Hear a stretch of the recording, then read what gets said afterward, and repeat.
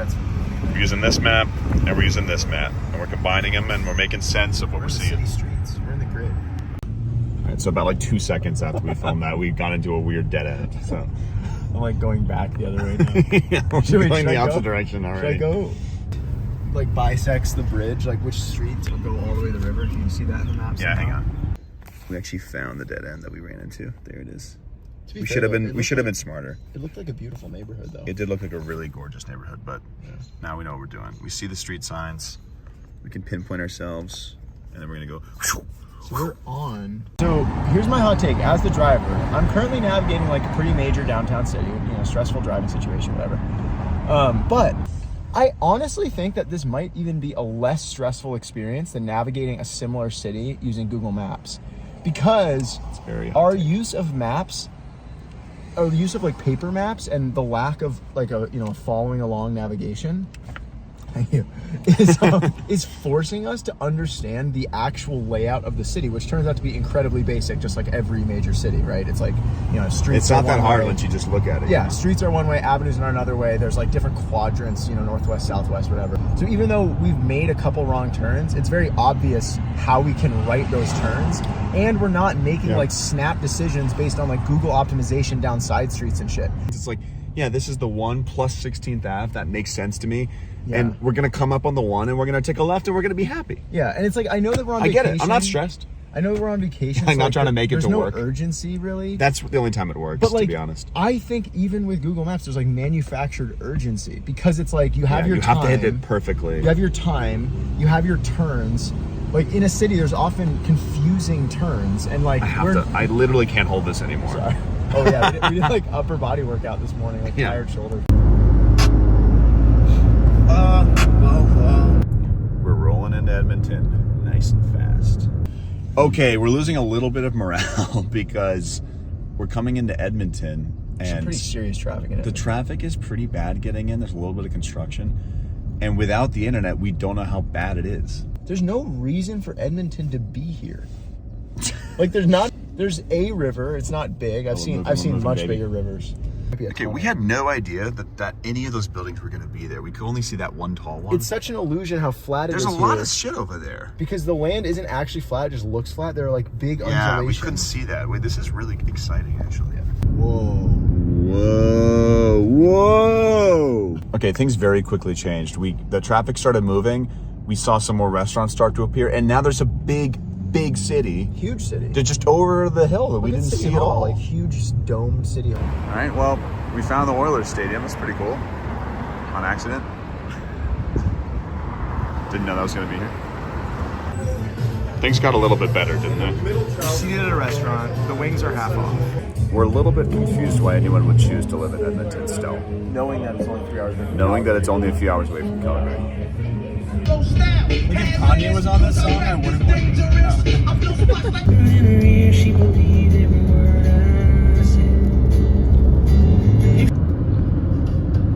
We have made it to Jasper National Park. The phone makes it look so fucking stupid compared to how insane it is.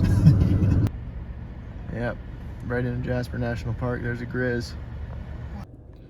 So we're in Jasper and we're looking for hotels, and we have no choice but to just go hotel to hotel, motel to motel, and look for availability. So here comes Lars back with more information from this next place. 358 Canadian. Oh, dang, dude. Just is over budget, man. Can you just ask her, like, do you know the cheapest rate we're reasonably gonna pay? And she says, we are the cheapest hotel. Yeah. I went in again to ask him if there's any cheaper options, and he was like, well, mostly we're the cheapest hotel in town, but booking.com and Priceline and all these things like have all these summer deals. It makes it way easier to book. It's like way less expensive to book online than in person. Well, we're here in Jasper. We kind of sucked it up and paid a little too much. It's okay though. We're right downtown. It's kind of cool. This is a big driving day. Yeah. Like a big day that didn't feel like a big day because the sun hadn't gone down. Yeah. But we didn't go to bed until like after 12:30. Pretty good. Pretty good. Check out these sick glasses I got at the gas station. Pretty sick. So we're here on the Icefield Parkway, a little offshoot called 93A. It's gonna loop back around. This whole thing is man-made. What you're seeing behind me, that's been there. All this road wasn't here. The phone lens is sweatier than me, that's just my eyeballs. This river, this has been here for 10,000 years. This road is entirely man-made. They brought the asphalt from Brunheim, just east of Calgary. How did they do that? Rail. Amazing. My dogs are barking. 28 miles. No, I'm not. Look, check out Ryan's sick new shades. Yeah, I got this at the gas station because I wanted to look more like Lars because he had those cool reflective things. Yeah. You like? Oh. No. Now we're looking to get lunch here back in the town, and all the parking is like an app. This is really the offline traveler's worst nightmare. I'll just pretend I didn't hear. Wow. It's chipping. Little bear. That's a big bear.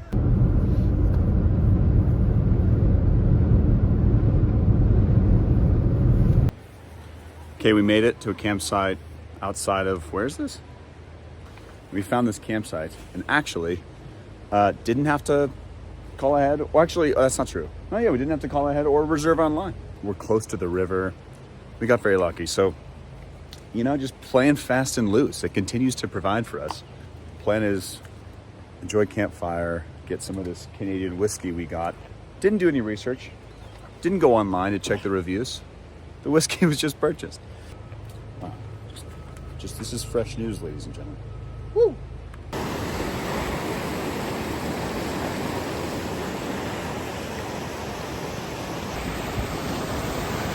Everything you see behind you wasn't here 100 years ago.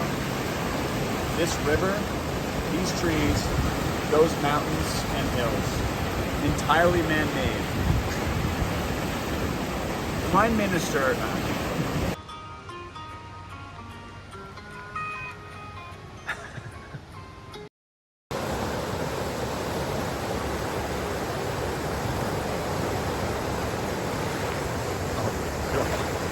I just jumped in a river. Honestly, we just had a kind of a disappointing stop, I would say, overall. Yeah. Ryan wanted some coffee. We didn't need gas. We just wanted to do a quick coffee They have stop. the gas station, they have a Tim Hortons. I was like, that's fun.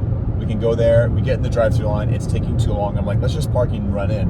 I run in. There's a long line there. That's taking too long. So then Lars comes from the gas station, and I'm like, is there any coffee at the gas station? I'll just get that. And he's like, yeah, they've got coffee. And I go in there, and that's out of order. Which So is now not I'm like, bad. I'm out of line. I'm like, there's no coffee. It doesn't exist in pretty much any gas station. It's bullshit. And instead, you get this like big Double can shot, of, triple extreme sugar mocha. Like the fact there's just not a bottle of just black coffee is so annoying because it's especially annoying because we know it exists. Like we've seen it. I've seen it before. I mean that's crazy. Well, we made it to Vancouver. Interesting beginning, which we can discuss later, but turns out we came in on a rough street. Yeah, pretty rough. Now we're in Gastown, things are looking up. This was in the book. Brioche? Yeah. Okay, but be cool, because this is a secret bar that the guy told us about. Princess Peach, Red Knight. All right, so it turns out we are just speakeasy boys because we went to one. How wobbly is this video right now? Look at that. No, it's very smooth. I have like a gimbal thing. Stabilization. Yeah, get a couple angles. Ryan's gonna We really need to really get in on this story.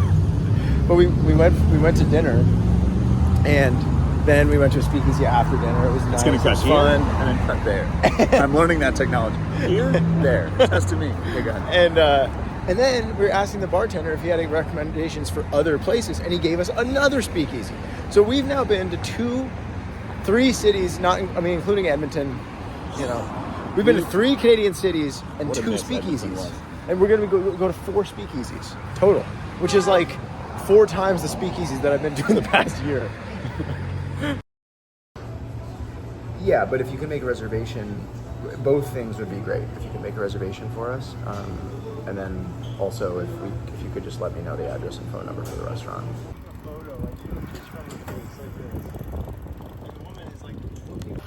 All of this was not here 15 years ago. What you're seeing, not the ocean, but a man-made lake or a lake. Oh yeah. Where are we, bro? Wait, that was so bad. Say it. Oh, that was a really good one. This exhibit has been here since 2007. All right, we just came from the Vancouver Science Museum. Science is awesome. Electricity is awesome. I actually saw no electricity. There was a little bit of electricity.